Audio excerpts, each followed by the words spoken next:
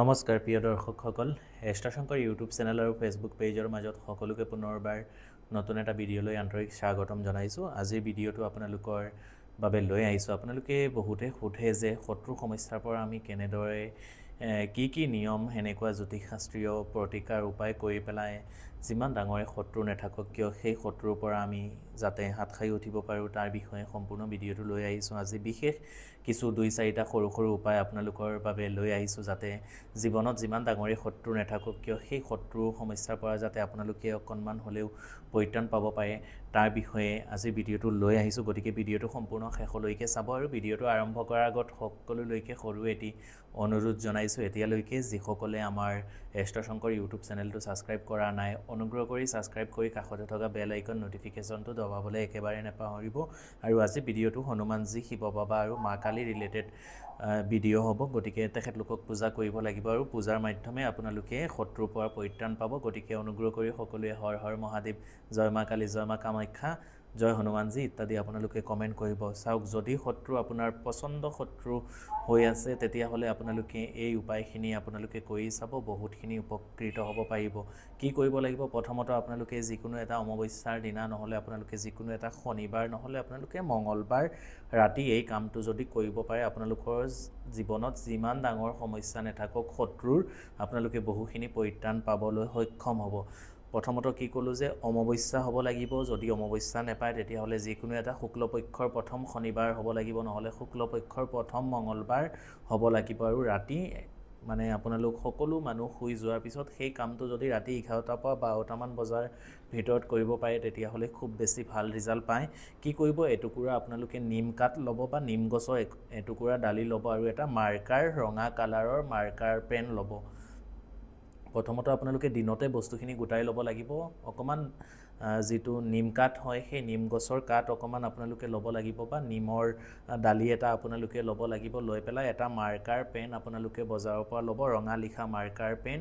আৰু আপোনালোকে ৰাতি প্ৰায় 11টা বা 12টামান বজাত আপোনালোকে মন্দিৰৰ সন্মুখত বা থাপনাৰ সন্মুখত বা নিজৰ আপোনালোকৰ গৃহ মন্দিৰ হওক বা তেনেকৈ নিৰ্জন জেগাত আপোনালোকে নিজৰ ঘৰতে বহি বা চাদৰ ওপৰত হওক, নিজৰ বেডৰুমতো হওক আপোনালোকে কৰিব পাৰিব, কিন্তু কোনেও নেদেখাকৈ গুপ্তভাৱে সেই কামটো কৰিব লাগিব। গতিকে এই বস্তুখিনি যোগাৰ কৰিলে, বস্তুখিনি নিমকাঠ এটুকুৰা আৰু এটা মাৰ্কাৰ পেন, আৰু আপুনি ওচৰত থকা এখন পূজাৰ সামগ্ৰী বিক্ৰী হোৱা এখন দোকানত যাব লাগিব। পূজাৰ সামগ্ৰী বিক্ৰী হোৱা সেই দোকানখনৰ পৰা আপুনি এটা গুৰুচনা আপোনালোকে কিনি আনিব লাগিব। গুৰুচনা আৰু অকণমান কুমকুম, গুৰুচনা আৰু কুমকুম পূজাৰ সামগ্ৰী বিক্ৰী হোৱা পূজা ঘৰবিলাকত আপোনালোকে পাই যাব। আৰু সেই গুৰুচনা আৰু কুমকুমটো আনি পেলাই একেলগে সংমিশ্ৰণ কৰিব লাগিব। কৰি পেলাই আপোনালোকে দুইটা বস্তু একেলগে মিক্স কৰিব। কৰি পেলাই আপুনি যে আসনত বহি সেই কামখিনি উত্তৰমুৱা নহ'লে পূবমুৱাকৈ সেই কামখিনি বা প্ৰক্ৰিয়াখিনি কৰিব।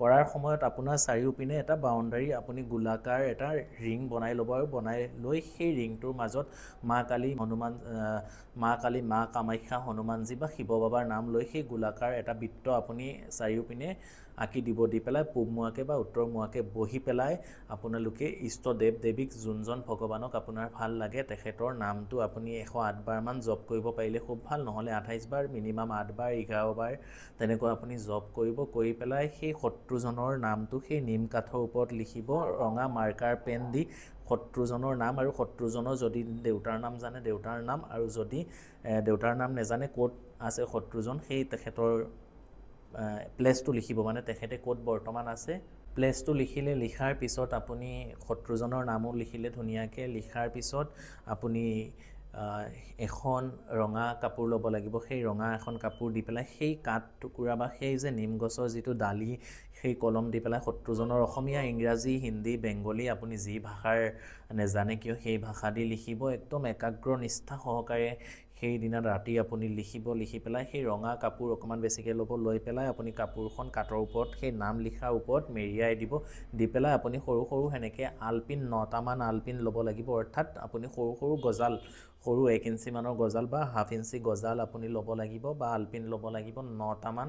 লৈ পেলাই সেই কাঠ টুকুৰাৰ ওপৰত সম্পূৰ্ণ আপুনি টঙনিয়াই হাতুৰিৰে কোবাই সেই পিং গজাল বা আলপিন সীতা আপুনি পূৰা গাঁঠি দিব। দি পেলাই আপুনি আপোনাৰ ঘৰৰ দক্ষিণ দিশত সেইদিনা ৰাতিয়েই নি পেলাই আপুনি ৰাতি পুতি দিয়ক। যদি ৰাতি 12টা 1টা বজাত কৰিব নোৱাৰে, সন্ধিয়া ৰাতি কৰিলেও হ'ব। মুঠতে বেলিত দুবাৰ পিছত এই প্ৰক্ৰিয়া বা এই কামখিনি আপোনালোকে কৰিব লাগিব।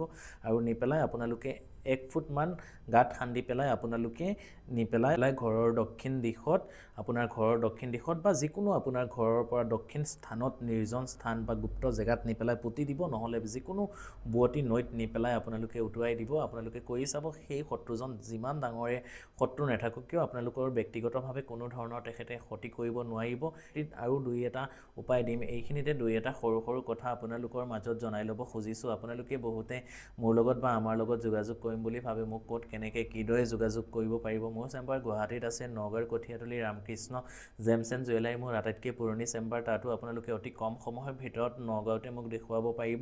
তাৰ উপৰিও হোজাই চহৰৰ মাজমজিয়াত ষ্টেচন ৰোডতে, একেবাৰে ষ্টেচনৰ অপজিটতে মোৰ চেম্বাৰ আছে বিজয় জুৱেলাৰী। তাতো মোৰ চেম্বাৰত আপোনালোকে যোগাযোগ কৰিব পাৰিব। অসমৰ ভিতৰত কেৱল মাত্ৰ মোৰ 3টা জেগাতে চেম্বাৰ আছে, গুৱাহাটী, নগাঁও আৰু হোজাই। গতিকে যিসকলে চেম্বাৰত আহিব নোৱাৰে, তেখেতলোকে দূৰ দূৰণিৰ পৰা আমাৰ ভিডিঅ'সমূহ চাই, ভিডিঅ'ৰ ডিছক্ৰিপশ্যনত আৰু আমাৰ স্ক্ৰীণত হোৱাটছআপ নাম্বাৰসমূহ দিয়া থাকে। অনুগ্ৰহ কৰি সময় লৈ আগতীয়াকৈ আপোনালোকে এপইণ্টমেণ্ট লৈ যিকোনো ধৰণৰ জ্যোতিষশাস্ত্ৰ সমস্যা আমাৰ পৰা আপোনালোকে accurately pin-point degree wise calculate কৰি সমাধান সঠিকভাৱে ল'ব পাৰিব। তাৰ উপৰি বিভিন্ন ধৰণৰ নৱগ্ৰহ কবজৰ পৰা আদি কৰি যিকোনো বিশুদ্ধ গ্ৰহৰত্ন 100% গেৰাণ্টি সহকাৰে বাস্তু সমস্যা, তন্ত্ৰ সমস্যা সঠিকভাৱে আপোনালোকে আমাৰ পৰা সমাধান ল'ব পাৰিব। যদিহে বিশ্বাস থাকে, জ্যোতিষশাস্ত্ৰ সম্বন্ধীয় যিকোনো সমস্যাৰ বাবে আপোনালোকে আমাৰ সৈতে সময় লৈ যোগাযোগ কৰি চাব পাৰে। পিন-পইণ্ট প্ৰেডিকশ্যন আমি আপোনালোকক সঠিকভাৱে 100% গেৰাণ্টি সহকাৰে দিবলৈ চেষ্টা কৰিম। তাৰ উপৰিও আৰু যদি বিভিন্ন প্ৰচণ্ড শত্ৰু হৈ আছে, তেতিয়াহ'লে আপোনালোকে কি কৰিব, সেই প্ৰক্ৰিয়াখিনি কৰিবলৈ আপোনালোকে মিনিমাম 7 দিনৰ, নহ'লে 9 দিনৰ, নহ'লে 11 দিনৰ, নহ'লে 21 দিনৰ, আৰু নহ'লে 45 দিনৰ, নহ'লে 3 মাহৰ সংকল্প ল'ব। আমাৰ আই মাতৃসকল, ছোৱালী মহিলাসকলৰ শাৰীৰিক অসুবিধা আহিলে সেই দিনকেইটা বাদ দি পেলাই আপোনালোকে কণ্টিনিউৱাছ কৰিব। কি কৰিব, সেই 7 দিন, 9 দিন, 11 দিন, 21 দিন, নহ'লে আপোনালোকে 45 দিন, নহ'লে 3 মাহ সময় সংকল্প ল'ব লাগিব। হনুমানজীৰ চৰণত গৈ পেলাই সংকল্প লৈ পেলাই আপোনালোকে ক'ব যে এই শত্ৰুজনৰ পৰা বা এই শত্ৰু পাৰিবাৰিক হওক বা যিকোনো বিভিন্ন ক্ষেত্ৰত আপোনাৰ শত্ৰু, পচন্দ শত্ৰু হ'লে, নৰ্মেল যদি সৰু সুৰা কিবা কথা লৈ শত্ৰু হৈছে, তেতিয়াহ'লে এই প্ৰক্ৰিয়া বা এই প্ৰয়োগখিনি আপোনালোকে নকৰিব, মই অনুৰোধ জনাইছোঁ। যদি বিভিন্ন সমস্যা, মেজৰ সমস্যা হৈছে, তেতিয়াহ'লে এই উপায় বা প্ৰয়োগখিনি আপোনালোকে কৰি চাব। বহুত বেছি কৰাৰ আগত আপোনালোকে ইষ্ট দেৱ দেৱীৰ ওচৰত, নিজৰ মা দেউতা গুৰুজনৰ ওচৰত আপোনালোকে শৰণাগত হৈ ল'ব যে হে ভগৱান, হে কৃষ্ণ, হে প্ৰভু, বা যাক আপুনি ভাল লাগে তেখেতক আপুনি জনাই ল'ব। জনাই এই প্ৰক্ৰিয়া উপায়খিনি কৰিব। আৰু যদি পাৰে সম্ভৱ হ'লে আমাক কমেণ্ট বক্সত এবাৰ সুধি ল'ব, বা অনুগ্ৰহ কৰি হৰ হৰ মহাদেৱ, ওম নমঃ শিৱায়, জয় মা কালী, জয় মা কামাখ্যা ইত্যাদি আপোনালোকে কমেণ্ট কৰি সুধিব বা জনাব। জনাই পেলাই প্ৰক্ৰিয়া বা প্ৰয়োগখিনি আপোনালোকে কৰিব। কি কৰিব, সেই 7 দিনৰ বা 9 দিনৰ বা 21 দিনৰ যিটো সংকল্প ল'ব, হনুমানজীৰ চৰণত বহি পেলাই অকণমান চাউল, বেলপাত আপোনালোকে অকণমান লৈ পেলাই, হাতত লৈ পেলাই সংকল্প কৰি পেলাই, যিকোনো এটা মঙলবাৰ বা শনিবাৰ দিনা সন্ধিয়াৰ পৰা আপোনালোকে যিখন বজৰং বান থাকে, সেই শত্ৰুজনৰ নাম লৈ পেলাই শনিবাৰ বা মঙলবাৰ দিনাৰ পৰা সেই বজৰং বানখন পাৰ ডে আপোনালোকে 7 বাৰকৈ যদি আপোনালোকে, বা 9 বাৰকৈ, 7 বাৰ নহ'লে 9 বাৰকৈ সেই বজৰং বানখন যদি আপোনালোকে পাঠ কৰিব পাৰে, বা সেই বজৰং বানখন পাঠ কৰা যদি অসম্ভৱ হয়, নিৰ্দিষ্ট এটা সংকল্প লৈ পেলাই আপোনালোকে যদি হনুমান চালিচাখনো পাঠ কৰে, তেতিয়াহ'লেও আপোনালোকে বহুখিনি শত্ৰুৰ সমস্যাৰ পৰা আপোনালোকে উপকৃত হ'ব পাৰিব। আপোনালোকে কৰি চাব, বহুতখিনি শুভফল আপোনালোকে লাভ কৰিবলৈ সক্ষম হ'ব। তাৰপিছত যিটো 3 নম্বৰ উপায়, সেই উপায়টো হৈছে একেবাৰে সহজ সৰল উপায়, সকলোৱে কৰিব পাৰিব। কি কৰিব, আপোনালোকে যিকোনো এটা অমাৱস্যাৰ দিনা, নহ'লে আপোনালোকে যিকোনো এটা শনিবাৰ বা মঙলবাৰ দিনা ৰাতিপুৱালৈ নিজৰ ঘৰৰ গৃহ মন্দিৰত যিকোনো এখন দেৱী মাৰ ফটো বা মূৰ্তি বা বিগ্ৰহৰ সন্মুখত আপোনালোকে বহি পেলাই ভোজ্যপত্ৰ, আপোনালোকে পূজাৰ সামগ্ৰী বিক্ৰী হোৱা দোকানত ভোজ্যপত্ৰ কিনোতে আপোনালোকে পাব। আৰু অকণমান কুমকুম আপোনালোকে ল'ব, লৈ পেলাই আপোনালোকে ভোজ্যপত্ৰখনত সেই কুমকুমখিনি ঘিউ বা মিঠাতেলৰ সৈতে বা পানীৰে সৈতে পেষ্ট কৰি পেলাই আপোনালোকৰ সোঁহাতৰ ৰিং ফিংগাৰৰ ভোজ্যপত্ৰখন অকণমান ডাঙৰ চাইজৰ ল'ব। ভোজ্যপত্ৰৰ ওপৰত সেই শত্ৰুজনৰ নামটো লিখি পেলাই, বা যদি ভোজ্যপত্ৰ নেপায়, এখন হোৱাইট কালাৰৰ পেপাৰ, হাইটটো 2 ইঞ্চি আৰু বহলটো 4 ইঞ্চিৰ ল'ব। পেপাৰ হ'লে হোৱাইট পেপাৰ, আৰু ৰঙা এটা চিয়াহী থকা নতুন কলম দি পেলাই আপোনালোকে সেই শত্ৰুজনৰ নাম গোত্ৰ বা দেউতাৰ নাম যদি জানে লিখি পেলাই মাৰ চৰণত দি পেলাই যি শক্তিয়ে আপুনি আৰাধনা কৰে মা কালী মা কামাখ্যা আই ভগৱতী যিকোনো মাতৃশক্তিৰ চৰণত দি পেলাই সেইখিনি পূজা কৰি পেলাই আপুনি যদি এটা 50 গ্ৰাম বা 100 গ্ৰাম এটা মৌ টেমা শনি যিটো বজাৰত কিনোতে পায় সেই মৌ টেমাৰ ভিতৰত সেই মন্দিৰত থাপনাৰ সন্মুখত বহি পেলাই সেই টেমাটোত ভৰাই পেলাই যদি আপুনি 45 দিন আপুনি আপোনাৰ গাৰুৰ তলত বা আপুনি আপোনাৰ বেডৰ তলত আপুনি য'ত শুৱে বিচনাৰ তলত যদি ৰাখি থয় আৰু সেই 45 দিন বা 90 দিন বা 21 দিনৰ পিছত যদি আপুনি যিকোনো গুপ্ত জেগাত নি পেলাই পুতি দিয়ে বা যিকোনো বুৱতী নৈ উটুৱাই দিয়ে আৰু পিছপিনে ঘূৰি নাচাই ঘৰলৈ আহি যায় আৰু আহি পেলাই পৰৱৰ্তী সময়ত ওচৰত থকা যিকোনো এখন মাৰ মন্দিৰত গৈ পেলাই আপুনি সাধ্য অনুসৰি যদি মাক ভগৱতী আই ভগৱতীক পূজা কৰিব পাৰে তেতিয়াহ'লে চাব নিশ্চয়কৈ সেই শত্ৰুখিনিৰ পৰা বহুখিনি পৰিত্ৰাণ পাব পাৰিব আপোনালোকে কৰি চাব বহুতখিনি উপকৃত হ'বলৈ সক্ষম হ'ব তাৰ উপৰিও যদি তেনেকুৱা বিভিন্ন মেজৰ শত্ৰু সমস্যা হৈ আছে তেতিয়াহ'লেতো আমাৰ সৈতে আপোনালোকে যোগাযোগ কৰিব বা যিকোনো এজন এক্সপাৰ্ট তান্ত্ৰিক জ্যোতিষী বা যিকোনো এজন ভাল এষ্ট্ৰলজাৰৰ সৈতে আপোনালোকে যোগাযোগ কৰি ল'ব কাৰণ মঙ্গলৰ পজিশ্যন যদি আপোনাৰ জন্মকুণ্ডলীত বেয়া হৈ থাকে তেতিয়াহ'লে নিশ্চয়কৈ শত্ৰু সমস্যাখিনি বহু বেছি বাঢ়ি যায় গতিকে তাৰ পৰা আপোনালোকে পৰিত্ৰাণ কেনেকৈ কি ধৰণে পাব